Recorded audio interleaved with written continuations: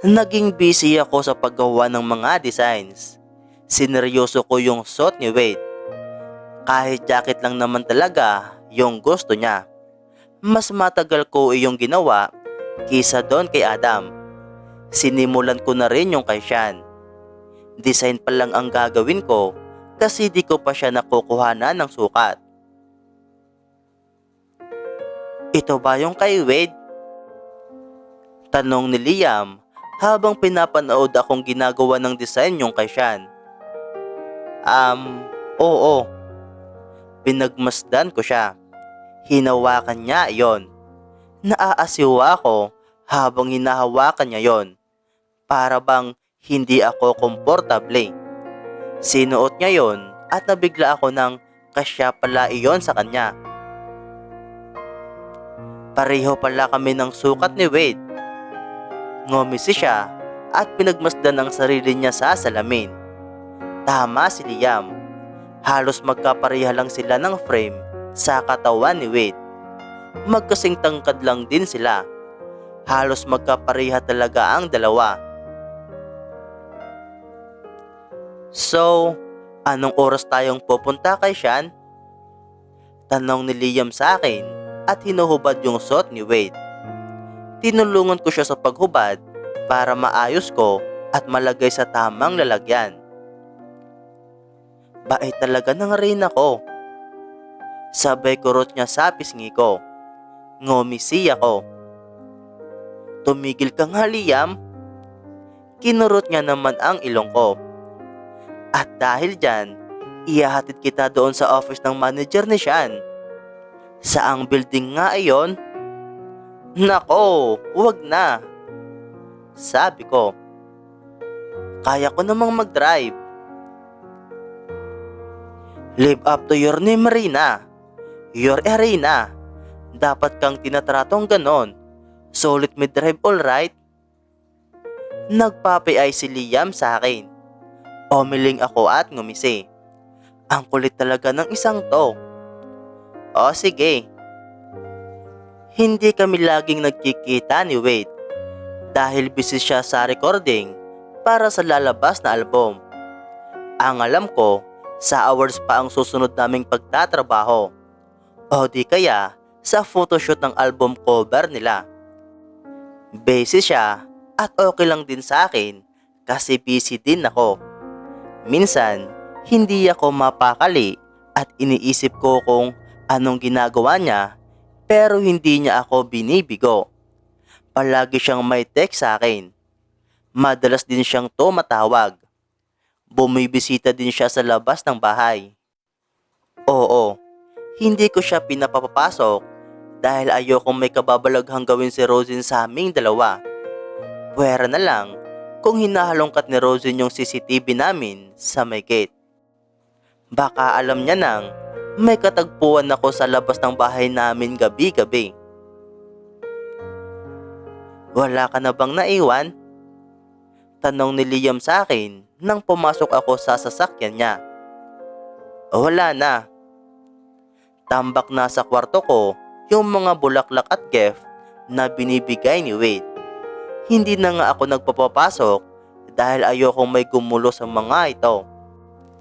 Binansagan na nga ni Corinne yung kwarto ko as budiga ni Ribas. Ewan ko ba sa low rate na iyon. 2 linggo nang di nagpaparamdam.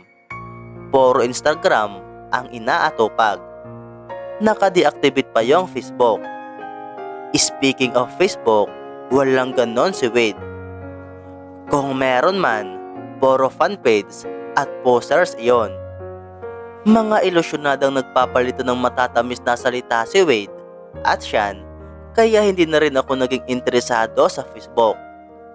Tulad ni Corinne, mas gusto ni Wade yung Instagram. Iyon nga lang, hindi niya kinukunan yung sarili niya. Mas madalas yung mga lugar at mga bagay o pagkain ang pinopost niya.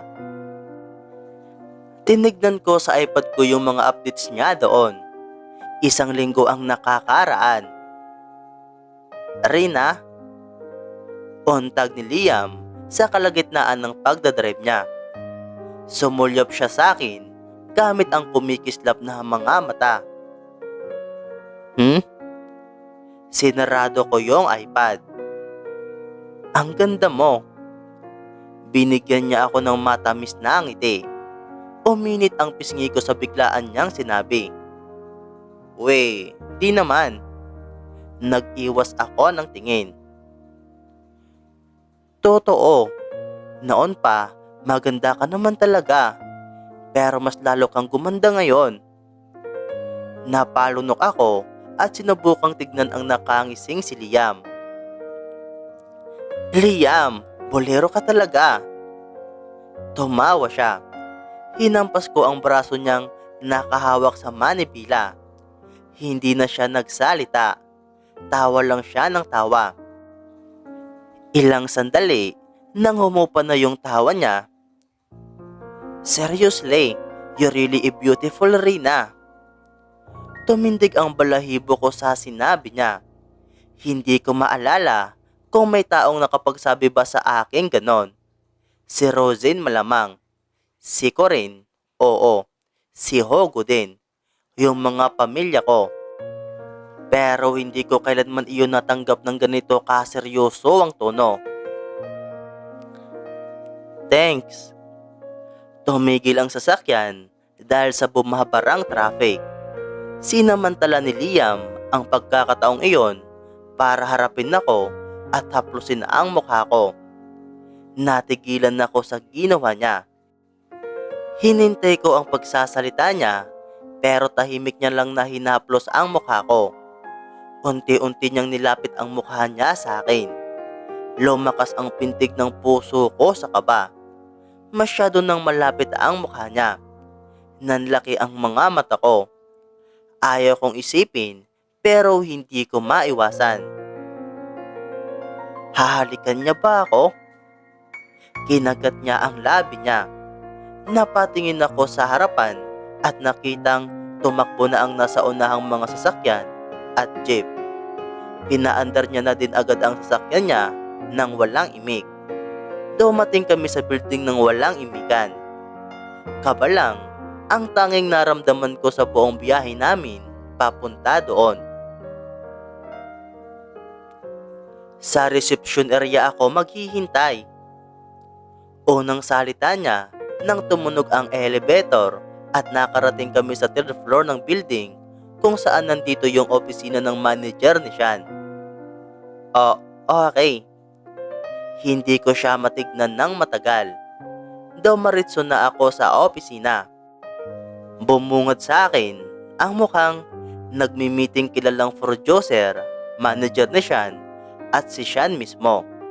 Lumaki ang ngisi ni Sean nang nakita akong pumasok. Sorry, nakaistorbo ba ako? Kabado kong tanong. Hindi no, come here Rina. Sabay tapik ni Sean sa sofa na tabi niya. Tumango ako at lumapit. Hinawi niya ang kanyang buhok at tumingin sa akin. May design ka na ba? Tanong niya. Oo, may 3. Pumili ka na lang. Ano ba yung gusto mo?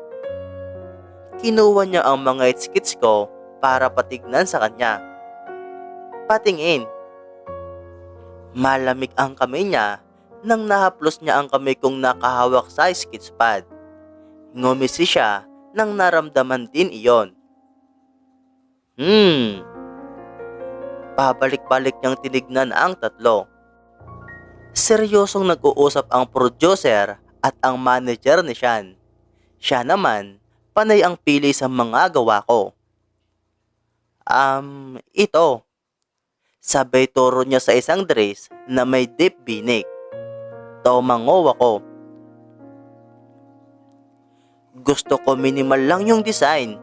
Mas mabuti kung plain at kunti lang ang sequence. Ngumisi siya at namangha ako sa kanyang mukha. Ang ganda niya talaga. Kaya nga artista, di ba? Bawat pagsasalita niya pa ay lumilitaw ang dimple niya. Naaalala ko tuloy si Wade. Simpleng galaw lang ng pisngi, lumilitaw agad yung dimple. Kung magkakaanak itong dalawang to, baka may dimple din anak nila. OMG, bakit ko iyon naiisip?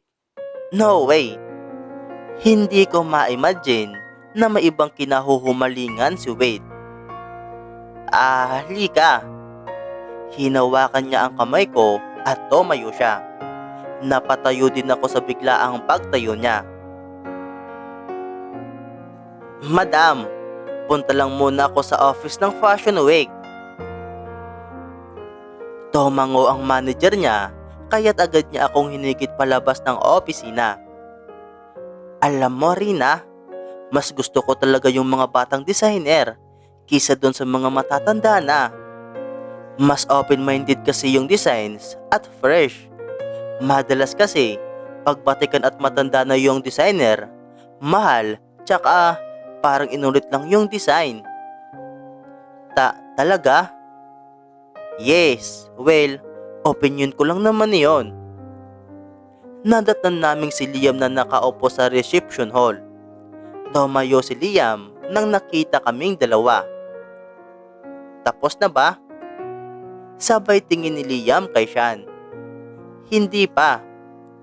Humalakhak si Sean. Ngayon ko lang na itatanong, magkakilala pala kayo ni Rina, Liam?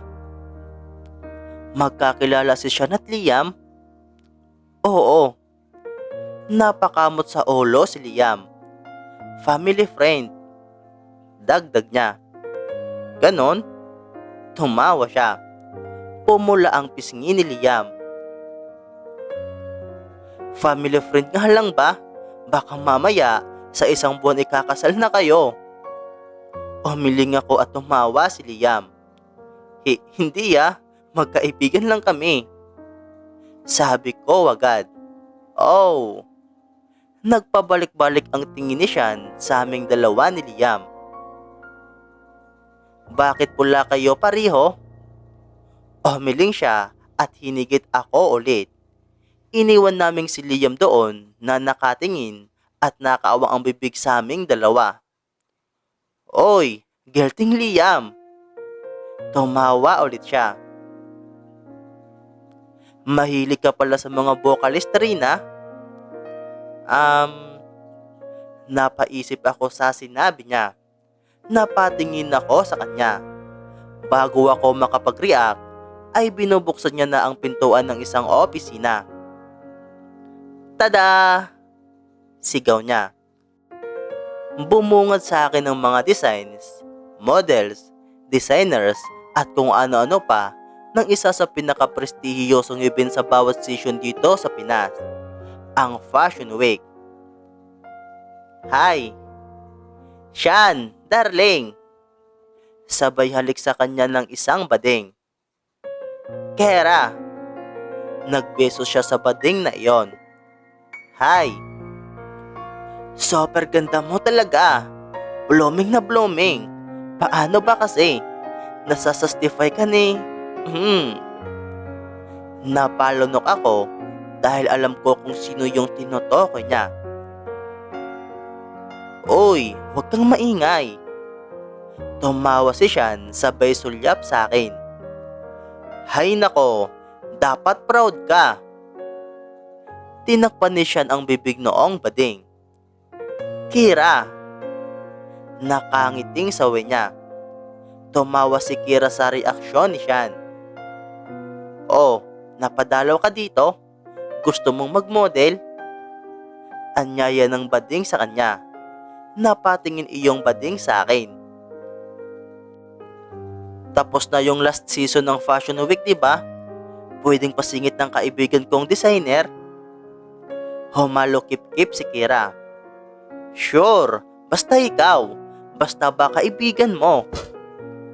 Kumindat si Kira sa kanya.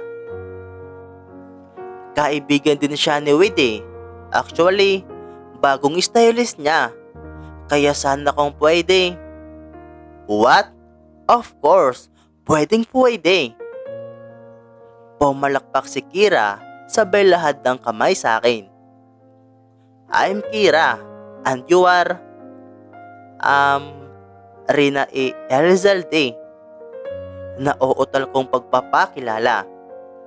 Pasalamat ka't kaibigan mo si Sean. At wait, tanggap ka na. Sa susunod na season na. Kumindat siya.